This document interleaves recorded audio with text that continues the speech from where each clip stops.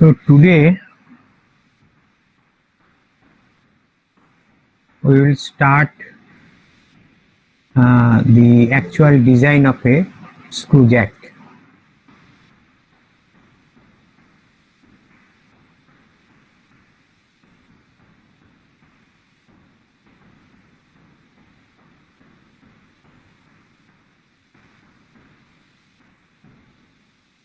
Now this is your screw jack. This figure is already shown to you.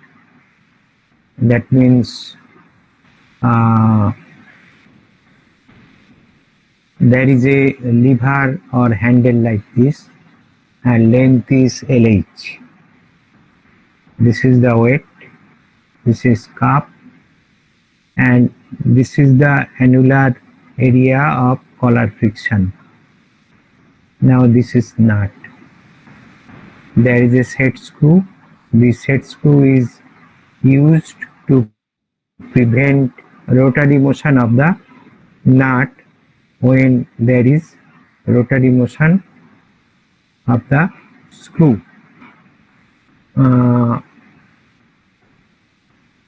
So all these things should be designed. Now more important is the design of nut, design of screw, the length of the handle. This is very important. Length of the handle is very important. Again, one is waiting.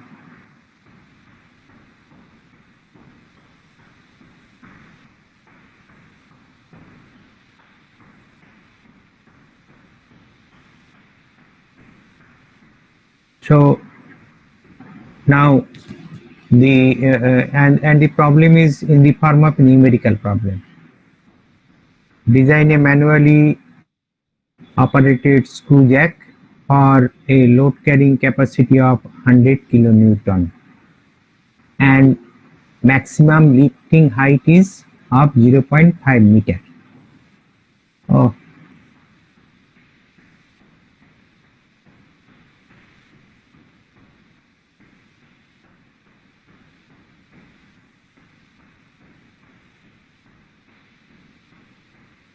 Now the material selection.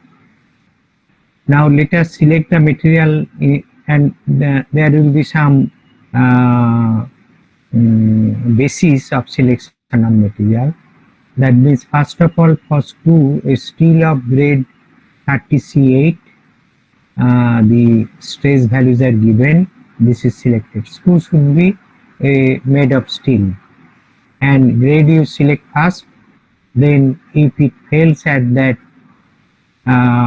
grade, then you have to take higher grade steel. Now phosphor bronze for nut.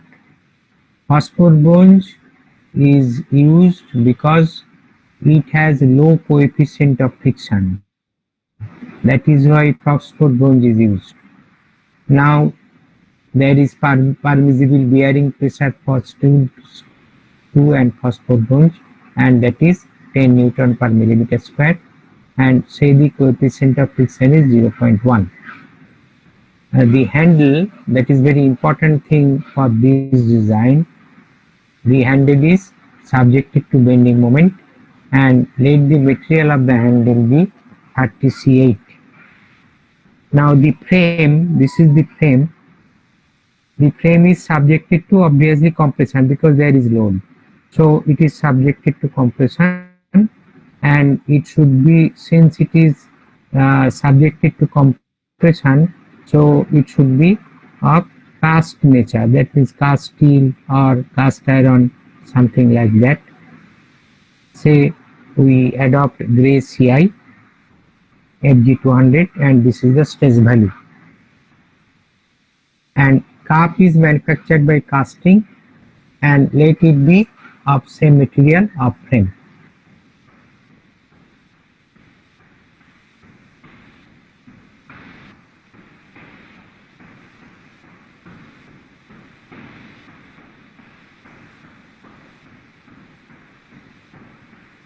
Now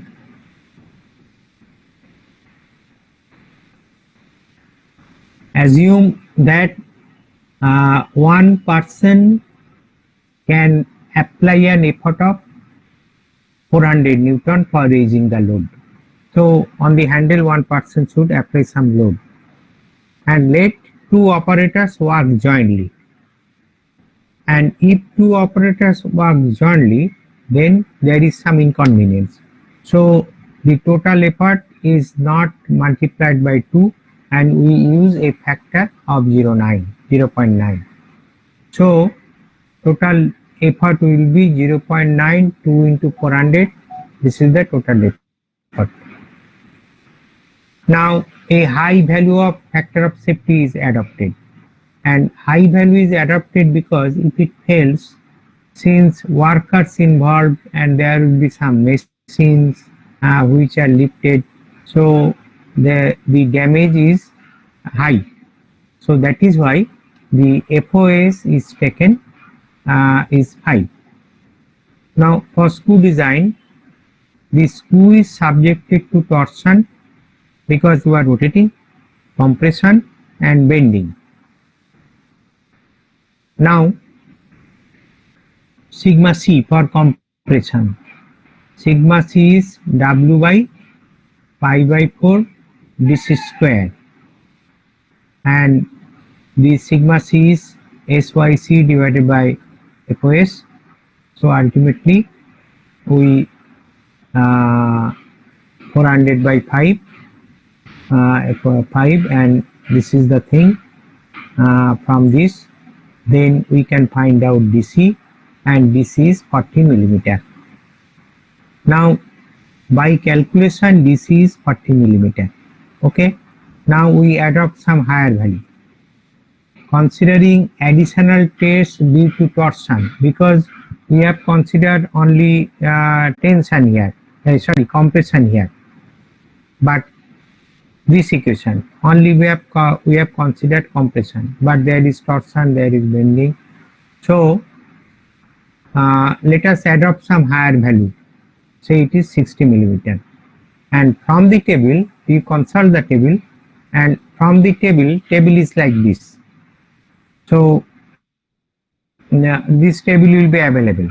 So these are the diameters for which pitch is this. So for 60 millimeter, this is the pitch.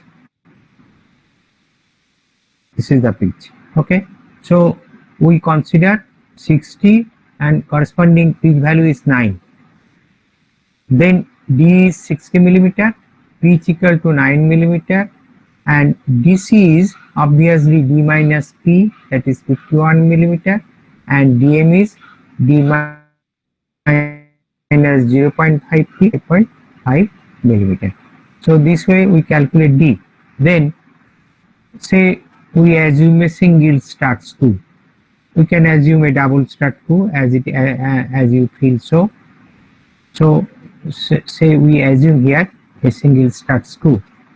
Now for single start screw, L will be equal to P, that is 9 millimeter, this 9. So tan alpha will be equal to this, and from this alpha we can find out the value of alpha, that is the helix angle. Now say mu is 0.1 for steel screw and bronze nut, and say it is not lubricated. So if it is not lubricated, say the mu is taken as 0.18. If it is not lubricated, the value will be higher, and say we consider a value of 0.18. Now from this we can find out phi. So this is friction angle, so phi is 10.203 degree. Now phi is greater than alpha, because alpha is you see alpha is 2.95. So phi is greater than alpha. So since phi is greater than alpha, self-locking is assumed. So torque will be and we require self-locking if it is being lifted. Now torque is mt equal to pdm by 2. That means ultimately this equation we have already established. and ultimately empty is this. So this is empty. This is the value of empty. This is the value of empty. Now checking for principal stresses. Sigma C equal to this W by pi by 4 dc square. Tau is equal to this 16 mt divided by pi c cube. So this is sigma C, this is tau. So from this the maximum shear stress. So this equation we use, and the maximum shear stress value is this. And if this is maximum shear stress, then the calculated factor of safety is this, that is 5.73, and we adopted factor of safety 5, so we are getting factor of safety 5.73.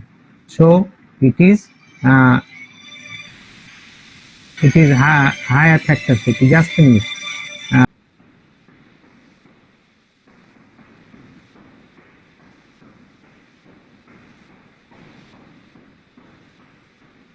So tau max is this.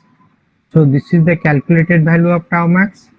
So factor of safety will be 5.73. That is, it is higher than the adopted value, so it is more safe. And maximum normal stress equation is this. From this, the induced stress is this. So FOS we get 6.73. So for both the cases, FOS is greater than the assumed value, so the design is very safe. Now nut design. So screw design is complete. Now nut design. The nut is subjected to transverse shear, bearing and tension. Again, let me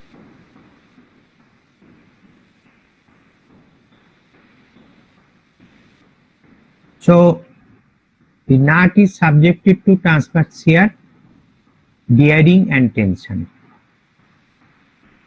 So on the basis of allowable bearing stress, number of threads are determined. So the bearing stress is this, SB equal to W by pi by 4 d square minus d square Z. So Z is equal to this. So we can find out the value of Z. Okay. So the value of Z is 13. Value of Z is 13. So this is the number of thread. So length of the nut H. So this is 13. Now length of nut H will be obviously P multiplied pitch multiplied by Z. So this is the length of nut. Again, someone is waiting.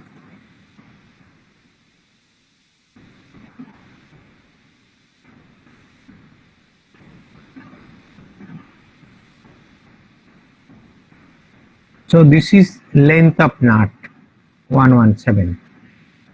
Now the transverse shear stress induced in the nut. Tau nut is equal to W by pi d Tz. Okay. So transverse shear stress, that means pi d is the length multiplied by the thickness multiplied by the Z. So this is equal to 9.068 Newton per millimeter square, and you find out the value of FOS, that is 10.476. This is the value of FOS. So obviously design is very safe. The nut is checked against tension. So this is transverse shear stress. Nut is checked against transverse shear stress, so it is very safe. Now nut is checked against tension. So now the Sy equal to W divided by this, by we consider a factor to make it higher, since there is torsion of knot. So either you consider torsion separately or you consider some factor. Okay, so we have considered some factor, that is 1.3, and then considering this, then it will be equal to this is the expression, and this SYT should be multiplied by 0.5. So from this, D is 73. So this is per knot, D is 73. Now tracing of collar of knot, this is the knot, this is the collar. So here there is an annular area, this annular area will be subjected to tracing, and the equation will be W equal to pi by 4 d1 square minus d square multiplied by SYC, and this will be this one is equal to this, and we put the value of 73 here. So this D1 will be calculated. D1 is 82. Okay, so D is first calculated, this D is first calculated, then D1 is calculated. Now shear of the collar of knot, that means at this area there will be shear, at this area there will be. Sir, someone is waiting. Hello. I think.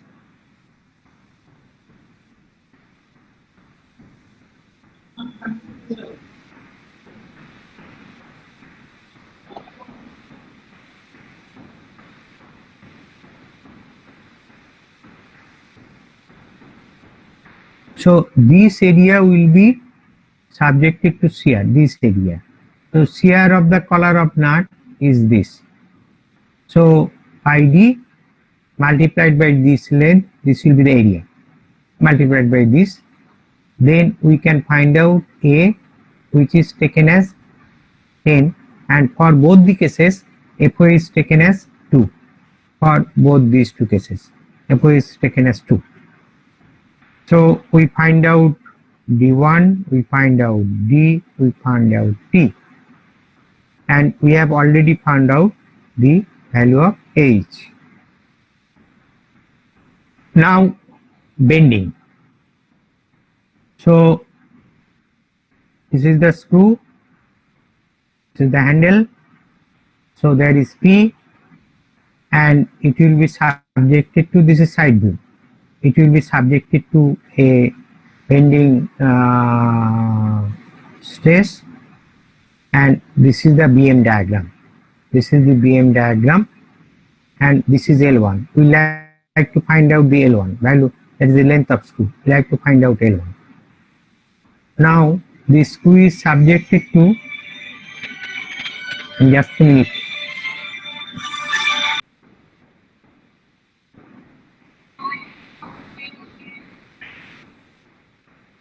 Hello, তোমরা কোথায় গেছো? ওদের লোকও তোমাদের খুঁজছে। Screw is subjected to bending due to the force P, and this is BM diagram. Now MB will be equal to P multiplied by L1. Now this L1 is found out in this manner. That means you give some length, then this H we have already found out, then give some allowance, that means this is arbitrary, and that means this length, that is up to you, that means what dimension the user need, that means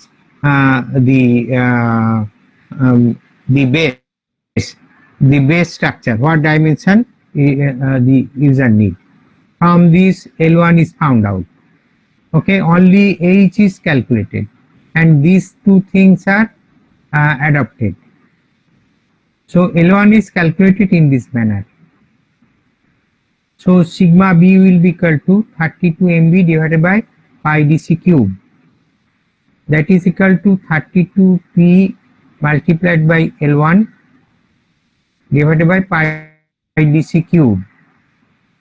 So this is the thing, this is the thing. So this is sigma b. Now sigma c is greater than sigma b. Sigma c is already calculated and sigma c is greater than sigma b. So if sigma c is greater than sigma b, then the design is very safe against bending, because we have already found sigma against sigma c it is safe. And since it is higher than sigma c is higher than sigma p, there is no need of checking maximum normal stress and maximum shear stress, but still you can check it. You can check it whether it is safe or not, you can check it. But since sigma c is greater than sigma b, you need not check. But if you like it, you can check it. Any user can check it whether it is safe or not. Now design of handle. This is very important. It is subjected to bending moment, obviously. Now you just consider the figure. So this is your handle, and at the end some effort is given. So obviously it will be subjected to bending, and there is annular collar friction here. So this is very important, and how it is very important you will see now.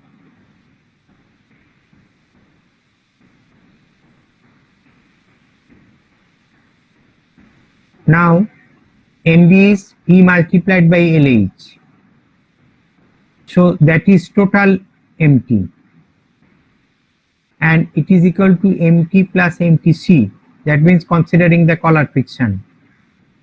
And expression for collar friction already we have established. This is the expression for collar friction. And from this MTC, and now assume D0 and Di, that is outer diameter of the collar and inner diameter of the collar. Say it is 1.6D to 0.8D. And from this the MTC is this. Now MT, this one, the expression is this, expression is this, ultimately this is MT, and it is MTC. So we have to sum it. Oh, Baba. Equal to P multiplied by LH. This is the total MB. So this is equal to MTT. This is equal to MT plus MTC. And ultimately it is equal to 720 into LH equal to these two things. You sum up these two.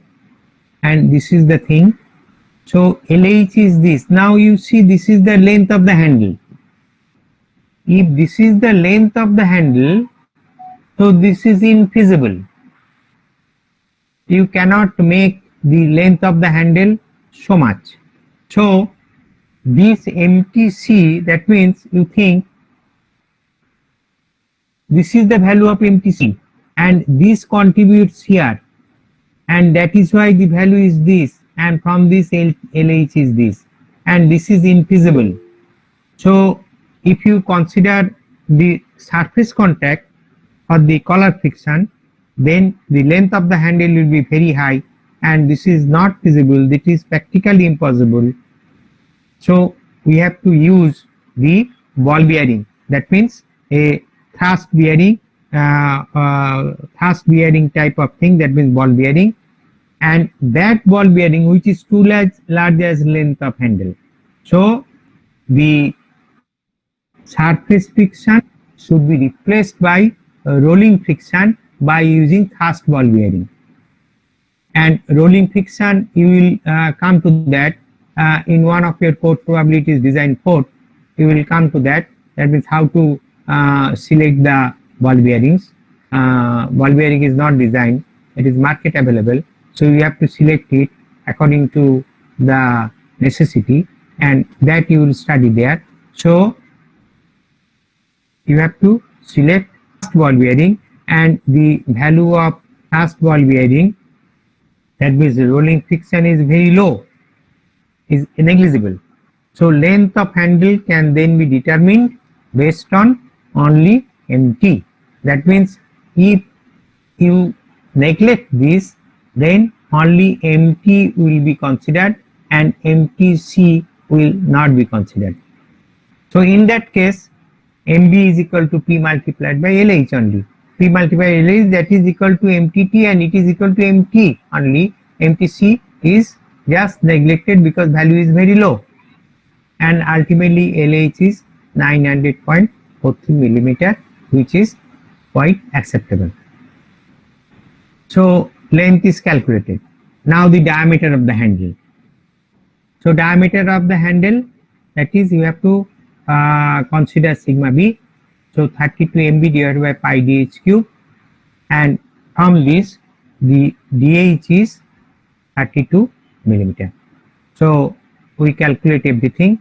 That means all about the all the elements of the screw jack. Okay, so this is the process, and you have to remember all these steps. So here we end. Now any question on this, on the design of screw jack? So far we have discussed. Any question is there?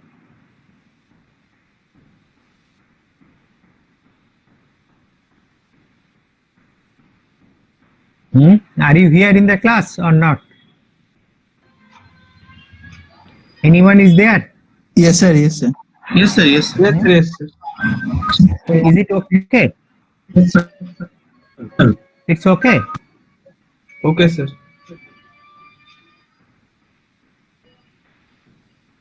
Then we will go for design, next chapter, that is design of riveted joint.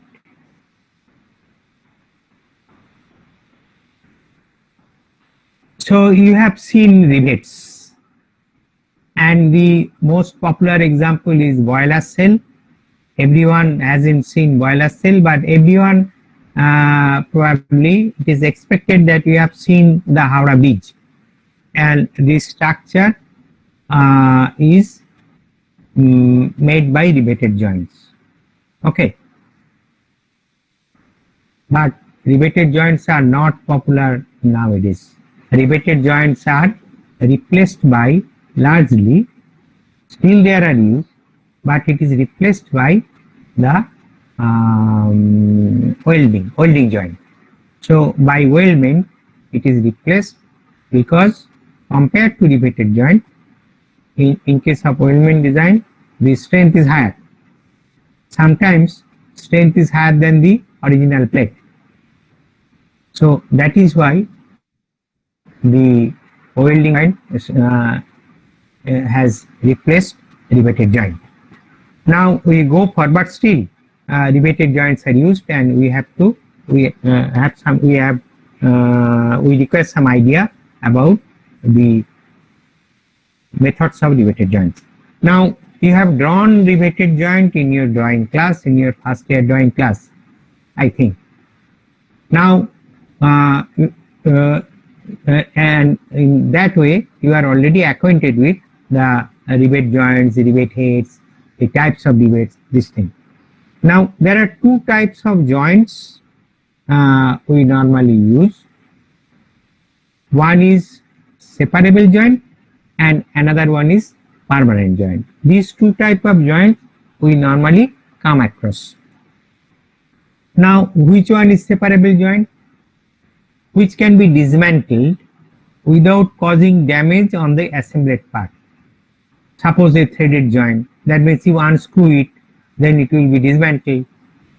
Cottage joint, you have seen cottage joint. So when cottage is taken out, then the joint will be dismantled and there will be no damage on the assembled part. But riveted joint is a different thing. It is a permanent type of joint, because if you like to dismantle it, you cannot take out the rivets, so there will be damage and damage of the joint. Without damaging, you cannot dismantle the two parts. So riveted joint and welded joint both are permanent type of joint. Headed joint, cottage joint. Cottage joint, it is not there in the new course here in machine design 2. So cottage joint is a non-permanent type of joint. It is separable. So riveted joint and welded joint both we have to study, and they are permanent joint.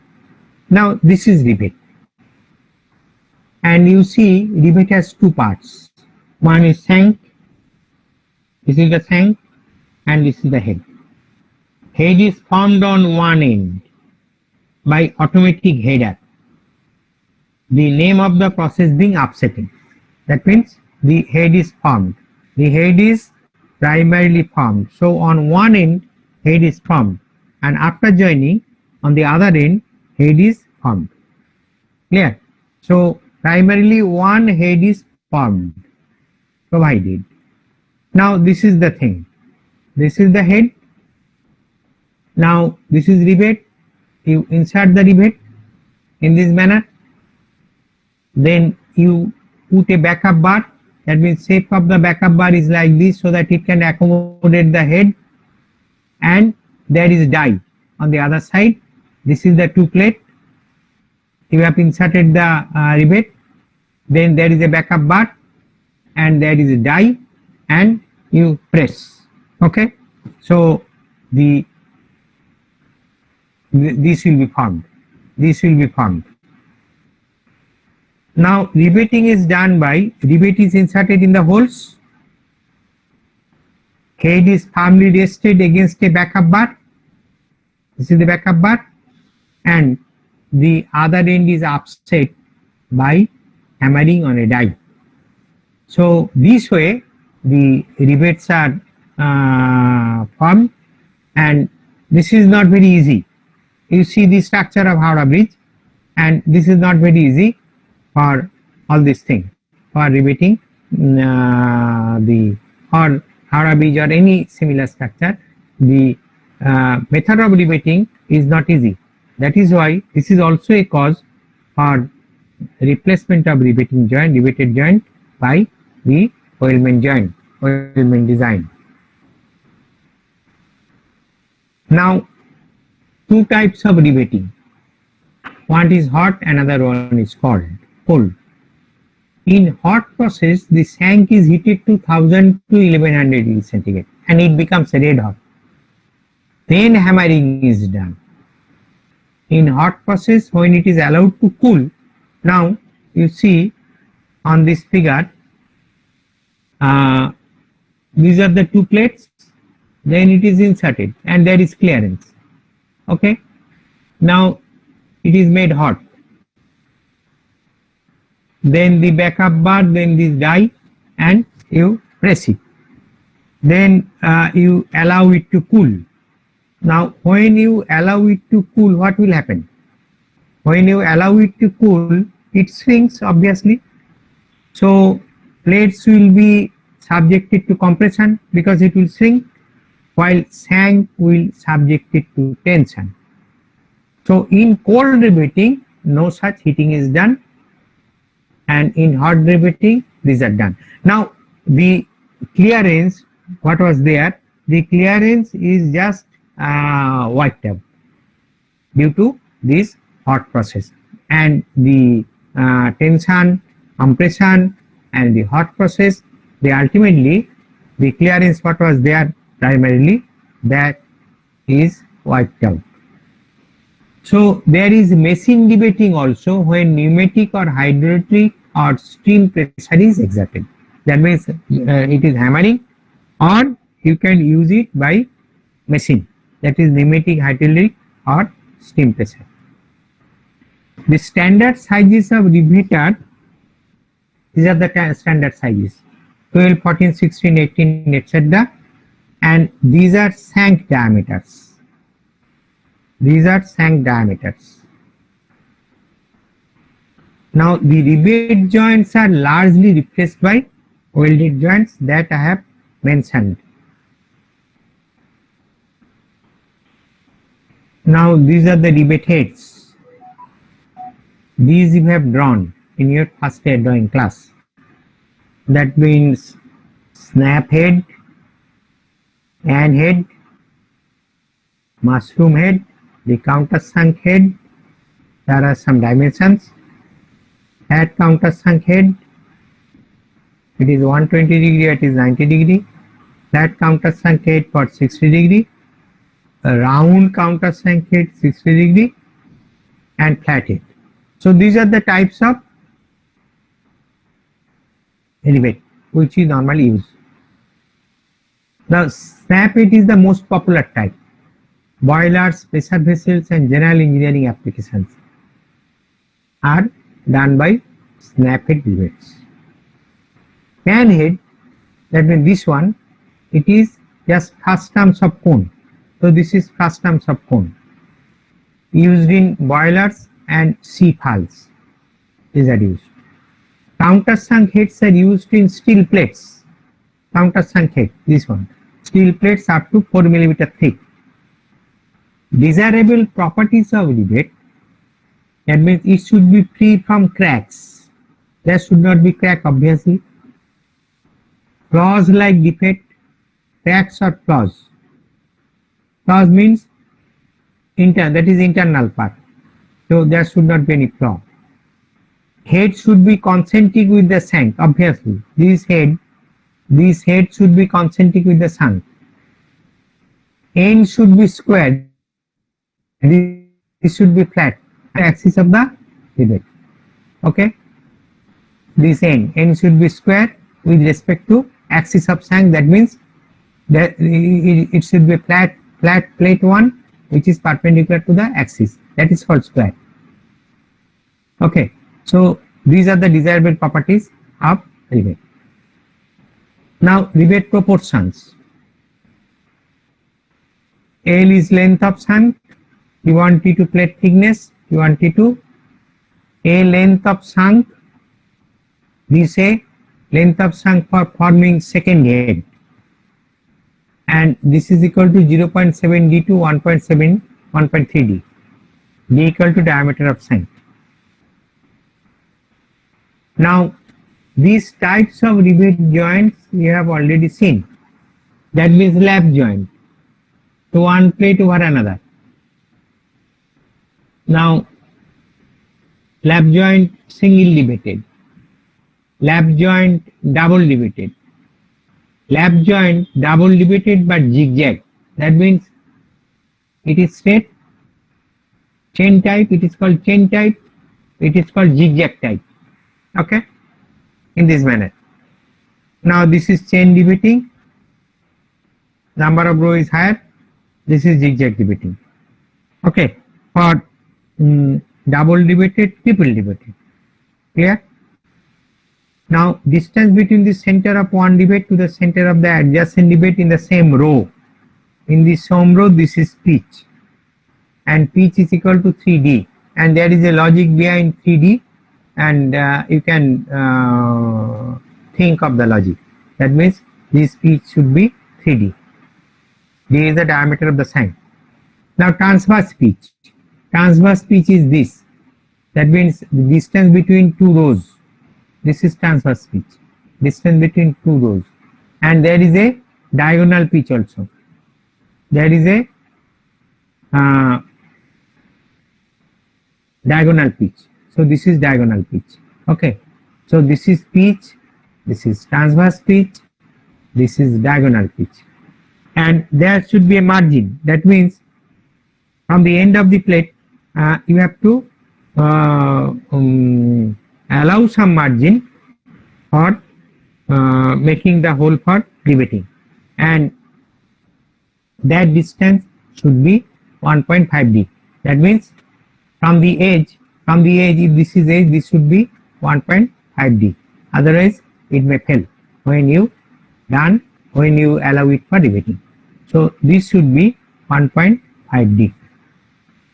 So these are the different specifications. So three types of pitch we have introduced, and for transverse pitch, for chain debating it is 0.8 p, and for zigzag debating it is 0.6 p.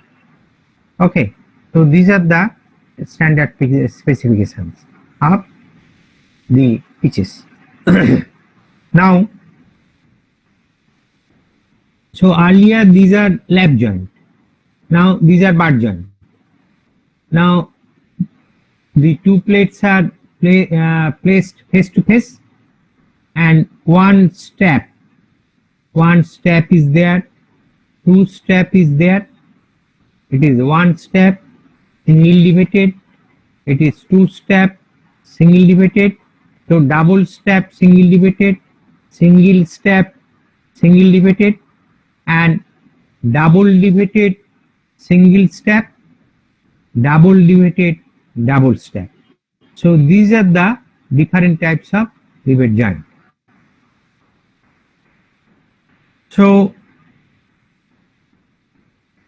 lap and bar joint. Lap joints consist of two overlapping plates held together by one or more row of rivets. They are single debated lap joint, double debated or triple debated lap joint. Rivets are arranged in chain or zigzag pattern.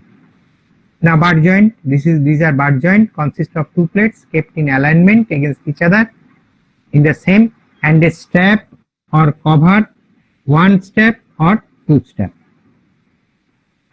So they are of types like single debated, single step and double step, double debated, double step, chain and zigzag.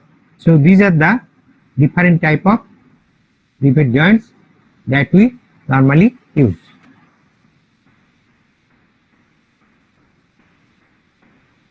Now diamond shaped riveted joints. So it is diamond shape. That means plates are there, bar joint, but the plates are not, plates are in a diamond shape. That means number of in a row, in a particular row, number of rivets are decreasing from the center to the end. So this is economical because you are using less number of rivets. Used in bridges, trusses and cranes, it is also called lozenge joint, and it is more economical. So up to this, the different shapes and these things. Now we will go for the design equations of rivet. Now say this is a rivet joint. Two plates are there. This is one plate and this is another plate, and there is a row of rivets. Now say there is one row, there is another row, there is another row. Now if you subject it to tension, this is the failure path. Failure path in tension. That means it will fail in this line. Now the convention is strength of riveted joint is evaluated considering all failure paths. Since rivets are arranged in a periodic manner, the strength of joint is usually calculated considering one pitch length of the plate. That means one pitch length from here to here. From this center to this center, this is the pitch length. So we consider one pitch length of the plate. For possible ways of failure of a single four possible ways of failure of a single rivet joint. Now first of all, the tensile strength of a plate. If the force is too large, the plate may fail in tension along the row. Along the row it may fail in tension. Maximum force allowed, that is sigma t multiplied by p minus d, p minus d multiplied by t. So p minus d multiplied by t. So this is the maximum force that is allowed. Now sigma t, that is the allowable tensile stress. PT is the tensile resistance of plate per pitch length. You remember this term. Tensile resistance of plate per pitch length.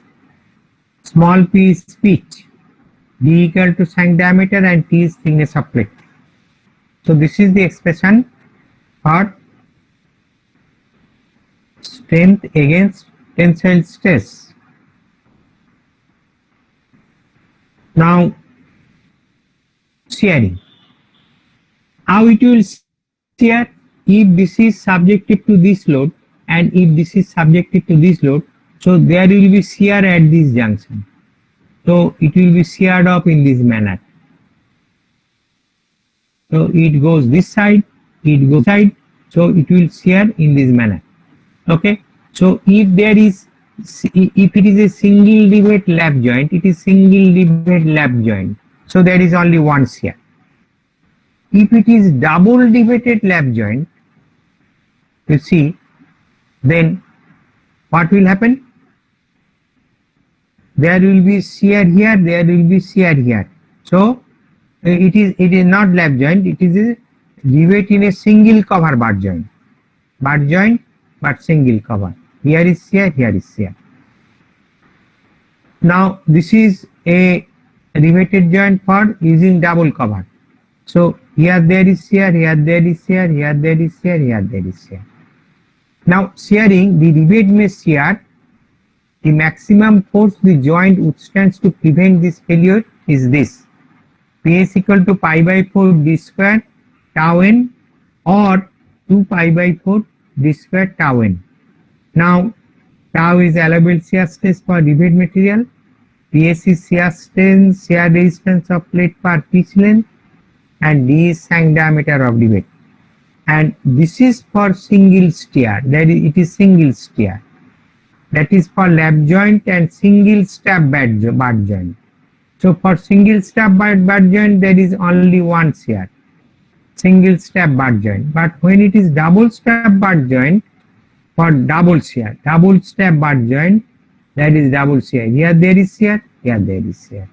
So for single shear, that is for lap joint and single stab bar joint, and it is double shear, that is for double stab bar joint. So n is number of rivets per pitch length, that is n equal to 1 for single riveted, 2 for double riveted, and 3 for triple riveted. So these are the thing, and the equation for single riveted and double riveted. Don't consider single riveted when there is double riveted. So you have to judge whether it is subjected to single shear or double shear. That is very important.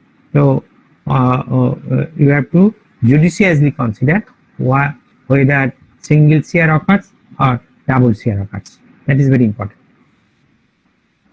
Now that is crushing of rivet.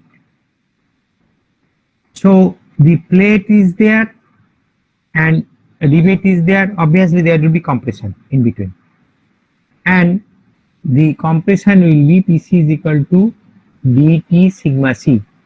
Compression, that is crushing, that is bearing, is on the projected area, and the projected area is dt. So dt multiplied by sigma c into n. So sigma c is allowable crushing stress, this is crushing resistance of plate per pitch length, and d is shank diameter or rivet, d is plate thickness. Now efficiency of riveted joint, that is an important term. What is efficiency of riveted joint? That means it is the ratio of the strength of riveted joint to the strength of unriveted plate. There is a plate before riveting, that is before making the holes and using the rivet. It is a unriveted plate, the strength of that, and the strength of the plate after riveting. So ratio of these two, it is the efficiency of riveted joint, and the efficiency is this. That means lowest of shear, tension and compression, lowest of all this. That means whichever is lowest, it will fail for that. So lowest of this divided by P. So this is the strength of unriveted, and this is the strength when it is riveted. So this is the expression for the efficiency of riveted joint.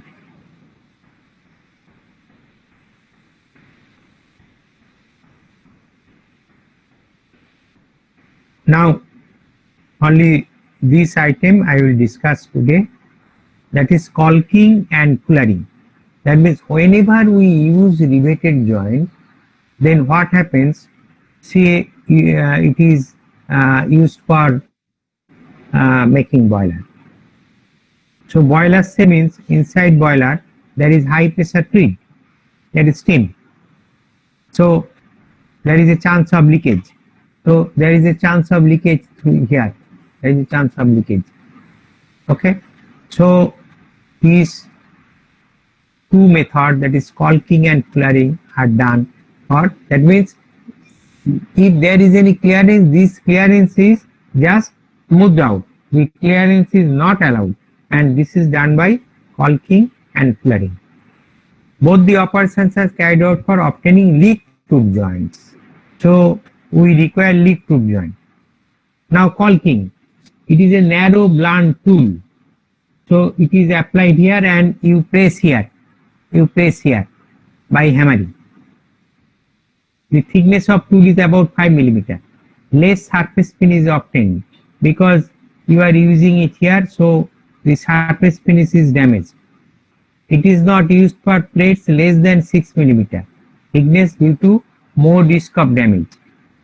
And another method is, you see here the tool is equal to the thickness of the plate. It is equal to the thickness of the plate. It is carried out by using coulering tools. The thickness of tool is equal to the thickness of plate. It gives clean surface finish because these two are same. That is why we obtain more surface finish, less risk of damaging the plates. So this caulking and coulering is are done for making the riveted joint leak proof. So this is all what I like to say today. If there is any question.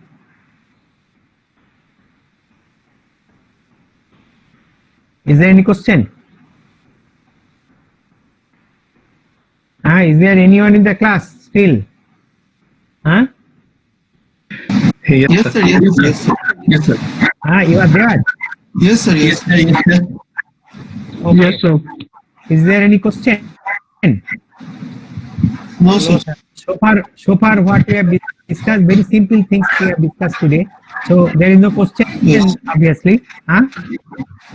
No, sir. Okay. Yes, it's okay. Okay, so we will finish it today. And whether I will take class Monday on at 10, I will inform you after talking with Professor PKD. Okay. Okay, sir.